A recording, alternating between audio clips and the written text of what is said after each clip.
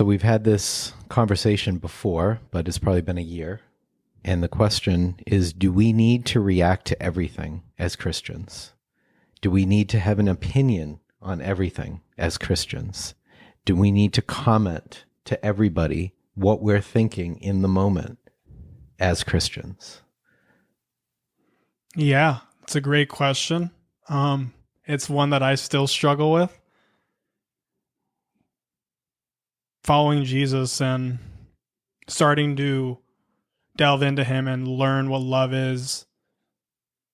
Something I've struggled with is listening to people, and my ability to listen has really increased. It's really grown over the past couple years, and I listen, but at times I listen with the intention of trying to solve the problem or fix the solution, be the solution. Stop there. So on that point, when we first met and we would have conversations, you would try to answer the question before you heard me. And I think I did the same thing with you. One thing I've realized in the last year as our friendship has grown is we listen to each other. We stop, we're quiet, and we take in everything that the other person is saying. And sometimes I think we don't feel like we have to give an opinion or a comment on everything that's been said. But I wanted to stop you there because it is something that you said that you've become better at. You have become enormously better at that. You seriously have, in the sense that I can remember the conversations before where it would be like the minute I'm saying something, complaining about something, or something's troubling me, like, well, then go to the gym. You used to like running, go running, or eat this, or don't eat that. Maybe that's the problem, or stop chewing gum, or why are you biting your nails? And all these things. So you'd just be throwing things. We would both be doing that with each other. And now, I think in the growth of our friendship and understanding each other, we give each other the time to actually explain what it is that we're going through or what we might be struggling with, which I think is a testament to how good our friendship is. Yeah, absolutely. So you may continue. I apologize for that. No problem. I appreciate you saying that, and it is something. I mean, it was my solution for myself, right? Well, I just need to do this. I just need to do that. I just trying from my heart to give myself advice. I'm trying to give you advice. And I still struggle with this. I'm still learning to grow and to listen to not only others, but to myself. It's something we can always improve on. It's something we can always become like Jesus and become like God, because God always listens. Mm-hmm. God always listens, and he instructs and he guides with gentleness and love. And it's amazing. It's amazing when I feel the weight on my shoulders and I just go to him with honesty, bringing him my concerns, the weight's lifted. And he might give me direction, but not the direction that is from me that says, I need to do this, I need to do that, I need to do that. He just gives me a direction. Mm-hmm. And the direction always comes with peace.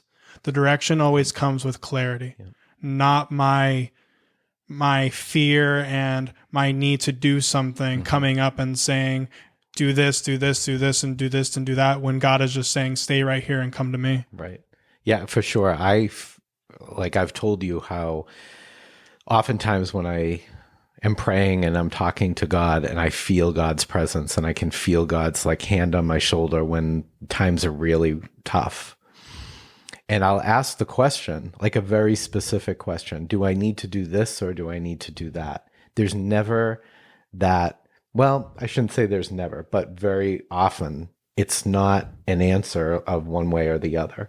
It's just be here, be with me right now. And that's the feeling I get when I pray. And that is, it's such a moment every time. It's such a moment. It is clarity. It may not point you in the direction where you're going to react and go do something, but it's clarity in that you just need to stop overthinking and stop thinking when it's God that knows what the direction is. Absolutely. I mean, most of the direction I get isn't to do this or do that. It's really just to get into the Word. Mm-hmm. And the Word has an answer for everything. And it's amazing when I recognize that, when I remember that and submit to the Word and go to it for my answers instead of going to all these different things and ways and distractions. There's so many YouTube videos that you can go to that have this solution right there in the title and in the thumbnail that says, this is what you need to do. This is that 3-step process to get you free from this. Mm-hmm. Click on this video. Don't scroll. This is God's way of speaking to you. All these different clickbaity titles that claim to have the answer, but the only answer is in here. Mm-hmm. Oh, for sure. Do you have a verse? Yeah. Verse for this episode, Proverbs 29, verse 11. Fools give full vent to their rage, but the wise bring calm in the end. And I think you have another translation. A fool gives full vent to his spirit, but a wise man quietly holds it back. So what does that mean to you? It means that we don't need to react to every single thing that we hear, to every single feeling and emotion that bubbles up. It's really just about acknowledgement, awareness, and coming to God with all of it. Don't deny your feelings. Don't deny your emotions. Don't deny what you've gone through or what people have said to you, but accept it. Mm-hmm. Accept it and acknowledge it and come to Jesus with it. Because sometimes we're reacting to triggers or trauma of things people have said, but we don't see the things the way God sees them. We don't see the abuse that person went through. Mm-hmm. We don't see the struggle they've gone through. We don't see how they've been hurt. Right. And so often hurt people hurt other people. Mm-hmm. So when we look at it from a perspective of God and we look at it from a perspective of this verse, we're able to put ourselves in their shoes and ultimately come to forgiveness with them, love them, and it gives us peace. Yeah. Have you ever known somebody that's been an inspiration to you, but they're a quiet person? They're a person that doesn't always give. I think specifically of my grandfather. My grandfather was a very quiet man, very faithful man, very good family man.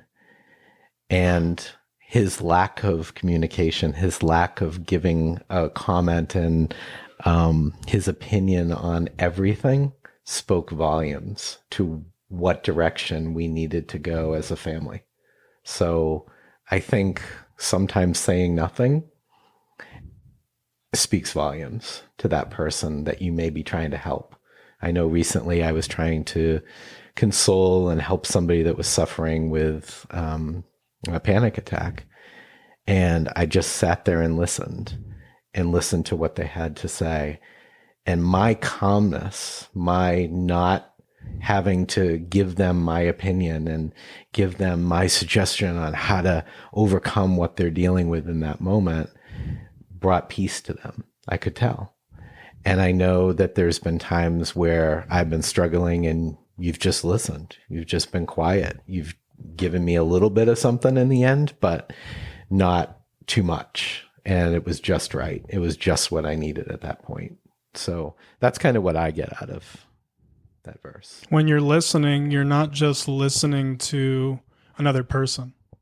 You're also giving the Holy Spirit permission to come up. You're also listening for almost like the leading of the Spirit to respond in what way is best. Mm-hmm. And when I surrender to that leading, I always respond in the best way possible, the most gentle way possible, the most loving way possible. But sometimes I forget that, and sometimes I get caught up with wanting to give them an answer because I see their suffering. But I don't need to be the answer because Jesus is the answer. Right. For sure. Well, thank you for joining us. Please subscribe and follow us, and we will see you next time. Yeah, we hope you enjoy this shorter form of content. We love you. And if you're wandering, God is searching.